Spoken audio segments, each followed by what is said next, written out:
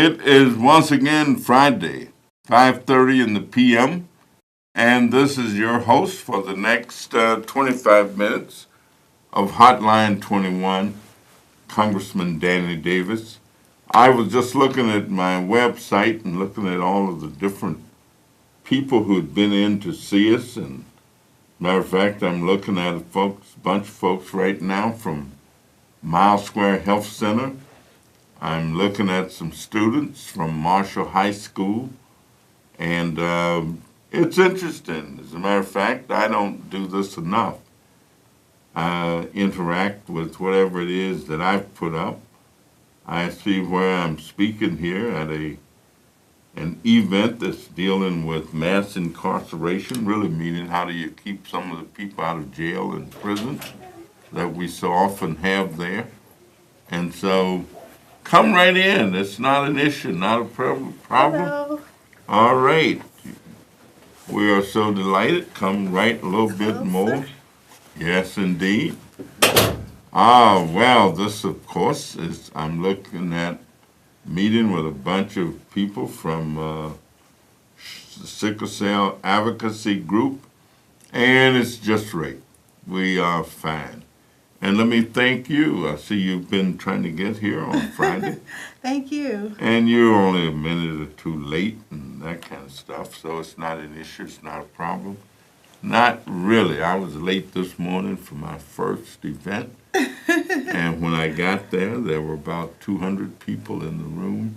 And I said, oh my goodness, I didn't know there were going to be that many people. But it was a good meeting because it was a group interested in minority economic development. Oh, wow. And it was being hosted by the Commerce Department, the U.S. Department of Commerce. And we had a good time. So why don't you do this for me? Go ahead and introduce yourself to our viewing audience. I am Bianca Brown. I'm an attorney and a board member with the Black Women Lawyers Association of Greater Chicago. And I am currently with the Illinois Attorney General's Office where I practice civil litigation.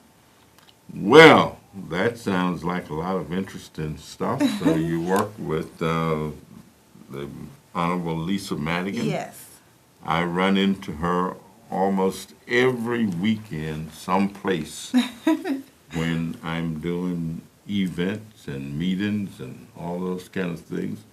And I must say she has done an exceptional job. You don't have to comment on that or nothing. I usually say whatever it is that I want to say and mean it and back it up. And yeah, I'll tell anybody that I'm a great fan of Lisa Madigan's. I think she's done an exceptional job as Attorney General.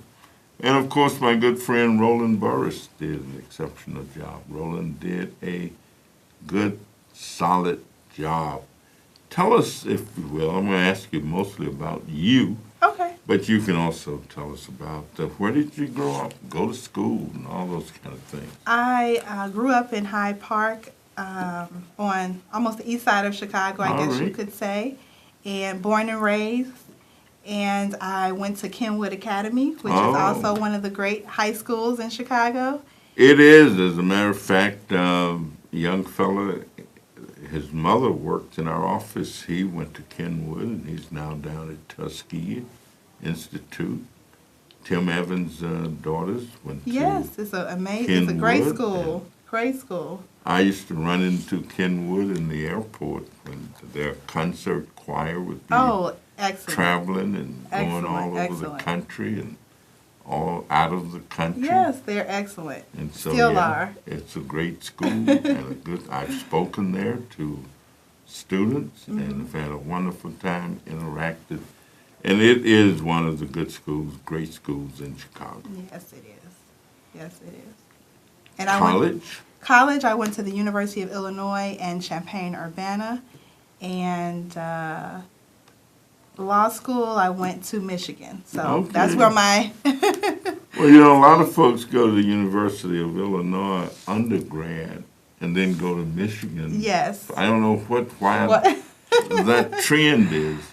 I have eons of friends who who went to the University of Arkansas, where I went to Oh, school. my grandfather's from Arkansas. Really? Yes, Little Rock. Well, I'm not from Little Rock. That's the big town. But I lived in a little rural town in Arkansas. What's his name? What's your... Lawrence Taylor. Okay, I know Larry a bunch Taylor? of Taylors who were... I'm sure you know Ethel Skiles Alexander. I The do. late Ethel Skiles. I do Yes, indeed. my grandmother. Oh, well, let me tell you. I just ran into somebody 2 or 3 weeks ago who asked me, we were in Washington at the time, if I knew the Alexanders, and then he said Ethel Skiles Alexander. And I says, well, our state senator, Ethel Skiles Yes. Alexander, I did indeed know her, knew her well, appreciated the work that she did in the state legislature, and that she had not been too long. Right. It's been, what, about a year or maybe more that she passed away? She passed away in September. Yeah, Yes. I knew it had not been. So you come from that kind of pedigree Yes. heritage in Chicago. Yes, absolutely. Senator Alexander was engaged and involved, and along with Charles Chu, Yes. Cecil Partee, Yes. all those people. I was just a little thing. Bunch growing of them. up. I didn't know she was from Arkansas. I really didn't. Of course, Cecil Partee. Everybody knew Cecil. Cecil was from Arkansas, and of course John Stroger. Yeah. Cecil Partee and I met with Bill and Hillary Clinton when Bill Clinton was getting ready to run for president. Oh, And wow. he knew that both of us were from Arkansas. Oh, so that And- means all and- the greats are from Arkansas. That's Well, what that I means. wouldn't know about all of that, but how was life at the University of Michigan?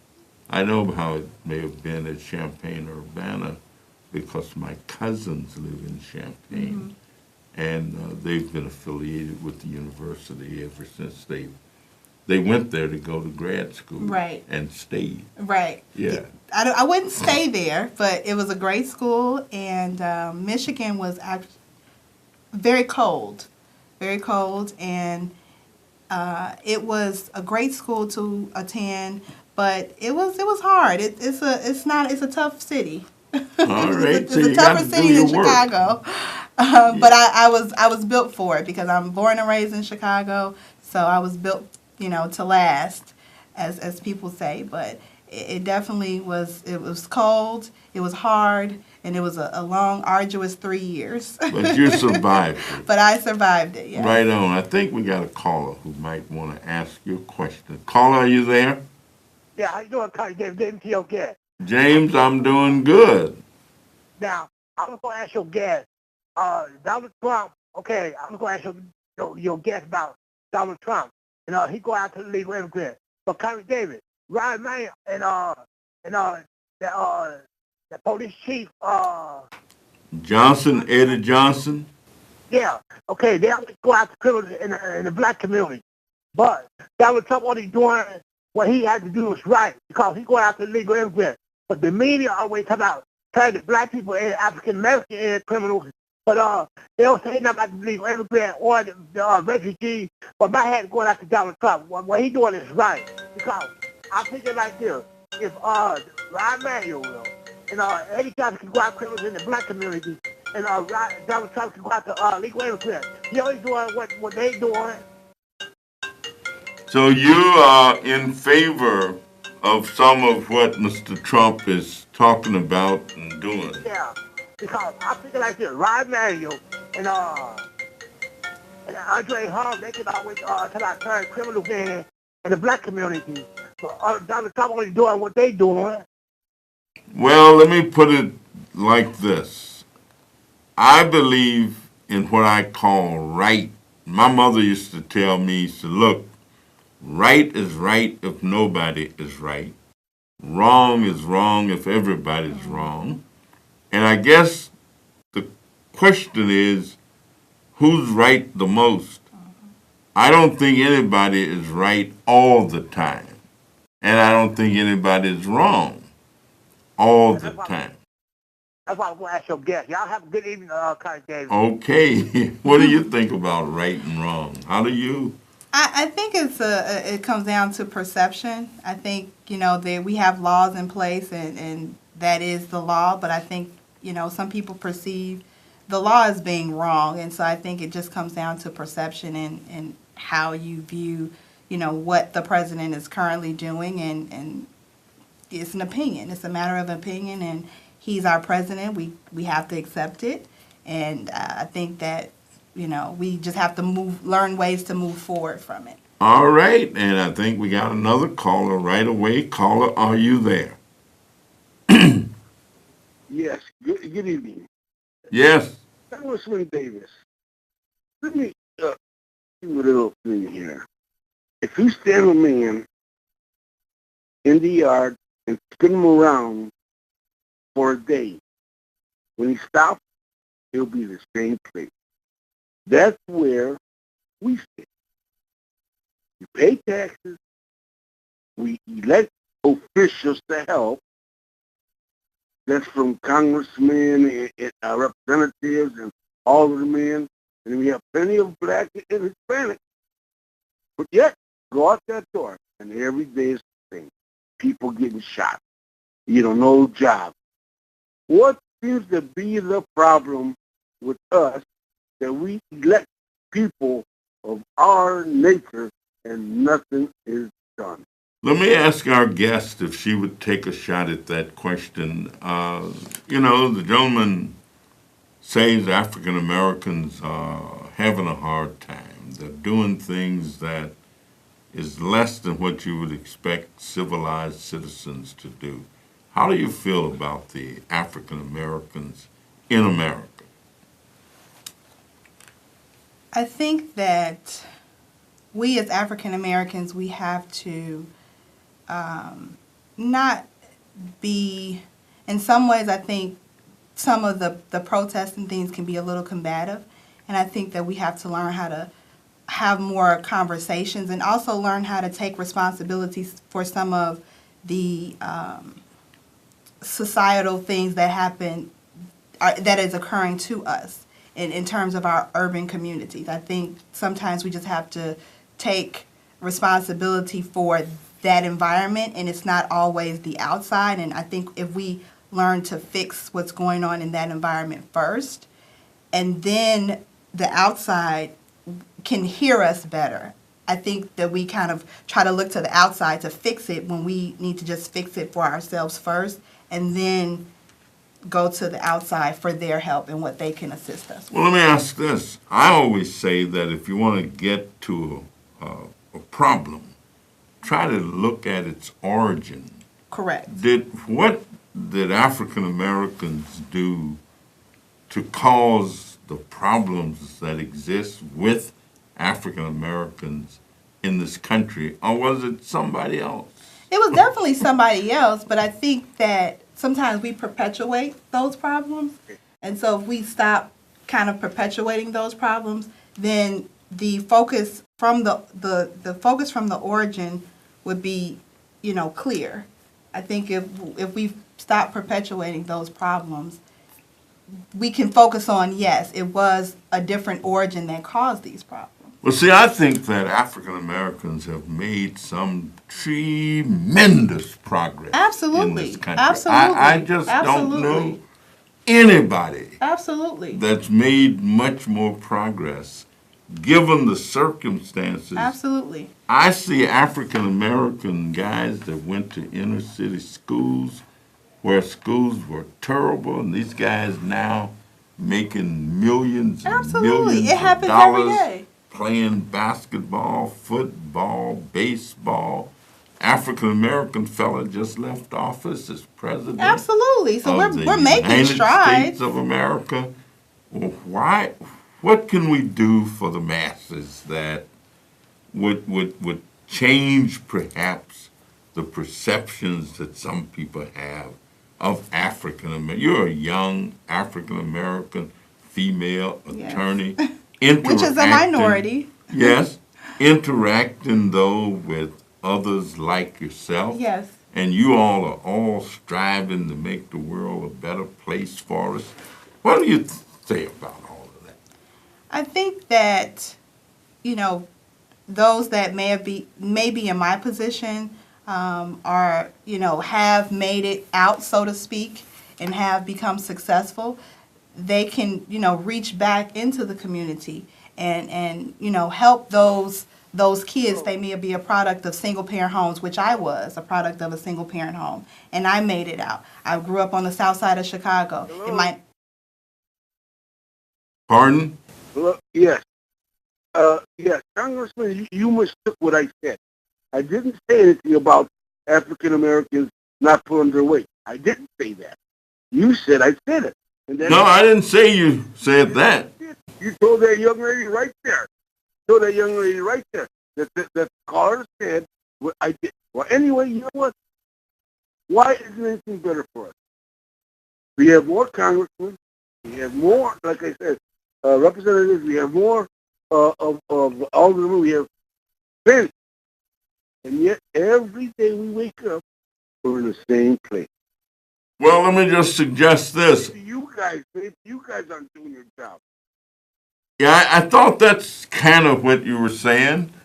But African Americans came to this country as slaves and, survived slavery for a long period of time before we broke loose with the aid of some other people and became basically free.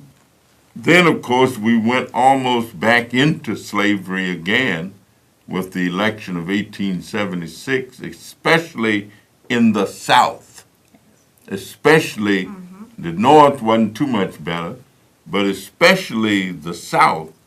And so African Americans have been struggling ever since then to reach parity in a country that denied them all kinds of opportunities, oppressed, suppressed, and tried its best to keep them in the darkness.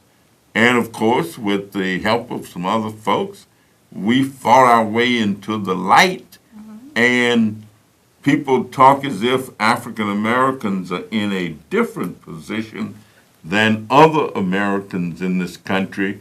And I maintain that we may have come over in different ships, but we're pretty much in the same boat right now. Correct. And even though others may not have some of the difficulties that African Americans may have precisely, in general, we're all in the same category. Let's see what our caller now is saying. Caller, are you there? Yes, I'm here, and I want to say congratulations to the young lady that's sitting next to you. I hope you understand that you are one of our finest, most progressive African Americans who is a historic. Danny Davis is very historic. He knows more about this city, this country, than the most group put together. I am just still proud of him. And when you mention Cecil Party, that was my submission as human service. When we were a group of people who made a difference in people's lives, and we can do it again. All right. Thank you so much. And that was part of the War on Poverty. And that's when the Democrats had put together a big program called War on Poverty to help lift people. Of course, it got knocked down and cut out. But let me get our next caller right in. Caller, are you there? Well, go right ahead then. Hi, Congressman Davis. Yes. Your guest. My question is about the Affordable Care Act.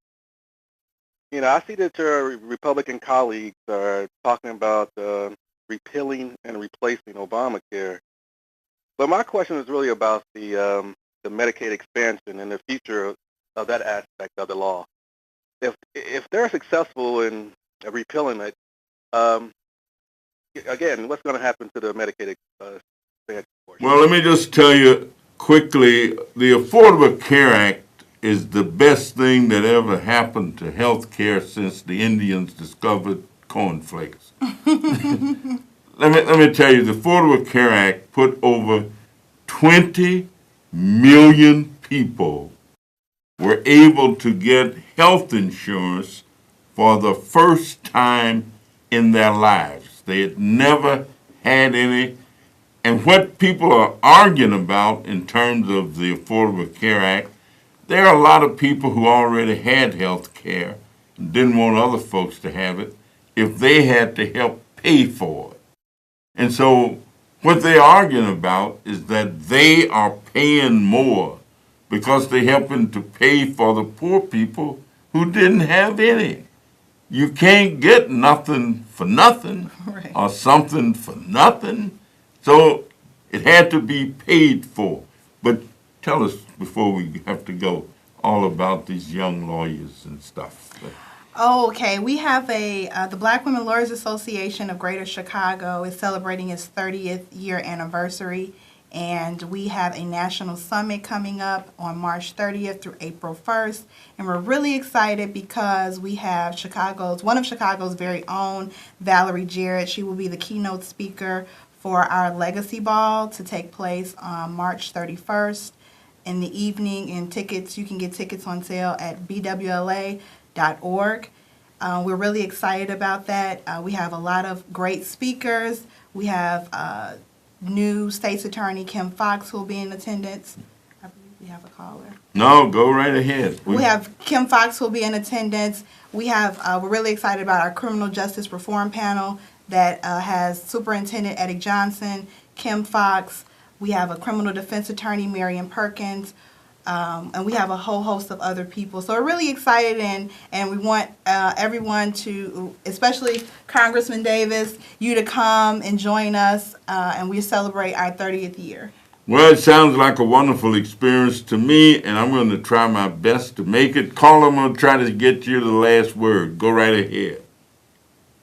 Yes, Congressman, I will try to make it real quick.